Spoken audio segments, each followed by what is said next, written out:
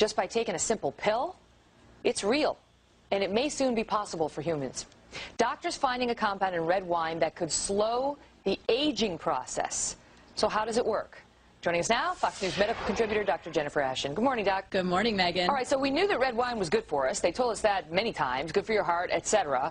But it can slow the aging process. It can add years to your life. Right, so this is potentially really exciting if you think about it. I mean, some people might not want to extend their life by 20 years into old age, but most people probably would.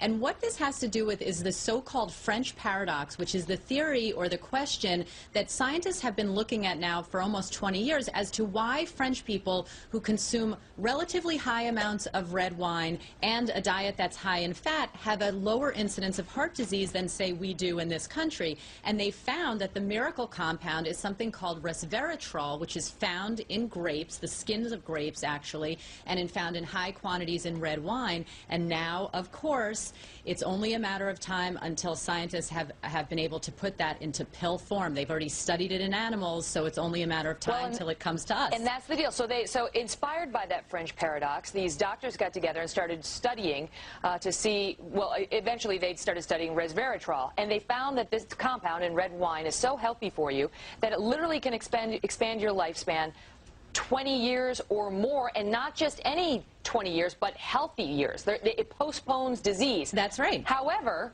if you were just to drink red wine and forget the pill, you'd have to drink 1,000 bottles a day? Right, and let's be clear, we're not recommending that, obviously. That does not expand your lifespan. No, it doesn't.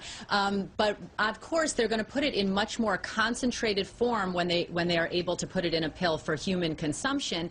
But they found that the compound in the pill actually activates a gene that is then responsible for slowing the aging process. And it's doing everything from preventing diseases to fighting types of infection that are implicated in aging and the diseases that come with aging. So again, they've already studied it in yeast, then they moved on to mice, and soon it'll go into clinical trials, and we might be able to actually purchase this for our use. Right, so it's not like they're just giving you an extra 20, 30 years. It's that they're actually managing to keep you chronologically younger, physically younger, right, for a longer period of time, because your body, when it hits 80, will be more like that of a 60-year-old in terms of disease, correct? Correct. And the other thing that I think we have to keep in mind is that whenever they isolate one particular gene or one particular compound that's linked to a very broad spectrum of disease or clinical manifestations, we say, we really have to take it with a grain of salt, because obviously there are other factors that come into play,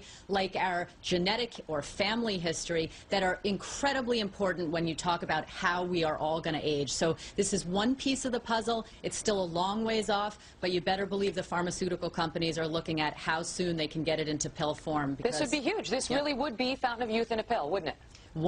As I said, one piece of the puzzle, but a very, very important one. It's really incredible that it's working on the mice. Yeah. And they're saying that right now the only thing that exists that's anything like it are these extreme calorie restriction diets that some people go on to try to prolong their lifespans. That works as well. But absolutely. if you want to eat, go ahead and do that and wait for the pill. Well, remember, I always say if something sounds too good to be true, sometimes it can be. And the other interesting thing we can't forget is that, you know, the French are kind of known for their joie de vivre, or love of living. And, you know, part of what you enjoy when you sip a glass of red wine with your friends is the whole social interaction. So we don't want to lose track of that. We want to keep our minds and our social lives as healthy as our cells inside our body. Good call. Plus, if we can get 4 months of vacation a year like they have, I'm sure we're going to be really happy. Can't hurt. Dr. Jennifer Ashton, thank you so much.